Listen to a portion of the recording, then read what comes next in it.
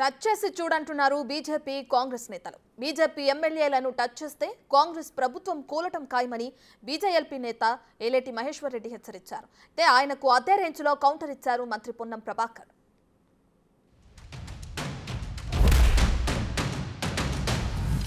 మా ఎమ్మెల్యేల గురించి మాట్లాడేంత స్థాయి నీది కాదు వెంకటరెడ్డి. వెంకటరెడ్డిని మధ్య భ్రమించి మాట్లాడుతున్నావు. ముందు నీ భువనగిరి ఎంపీ గెలిపించుకో. దమ్ముడి నేను ఛాలెంజ్ చేస్తా ఉన్నాను. భువనగిరిలో మా ఎంపీ 2 లక్షల మెజార్టీతో గెలుస్తున్నాడు. నీ ఎంపీని గెలిపించు నీకు చేత కాదు. నీ తమ్ముడితో చక్కెత నీకు చేత కాదు. 8 మంది ఎమ్మెల్యేల గురించి మాట్లాడతావా? బిడ్డ మా ఎమ్మెల్యేని ముట్టి చూడు. మాకు ఒకవేళ మేమనుకుంటే మేమే మీలాగా గేట్లు ఓపెన్ చేస్తే 48 గంటలు పట్టదు బిడ్డ మీ ప్రభుత్వం కూలిపోవడానికి. నిన్నటి దాకా చాలా మంది నాయకులు వాడినరు.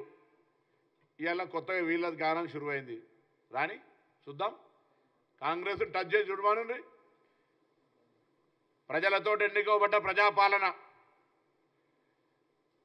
ఎన్నికై 100 రోజుల్లోనే అనేక కార్యక్రమాలు తీసుకొని పోతున్న ప్రభుత్వం. చేతనైతే ప్రజల దగ్గరకు 10 సంవత్సరాల్లో మేమేం చేసినాం? కేంద్రం నుంచి విభజన హామీలు అమలు చేసినామా?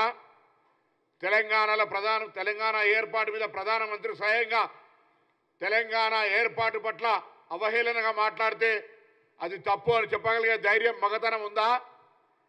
అవన్నీ లేకుండా ఊరికేనే కాంగ్రెస్ పార్టీకి సంబంధించిన అంశం మీద మాట్లాడితే అది వాళ్ళకే తెలుసు.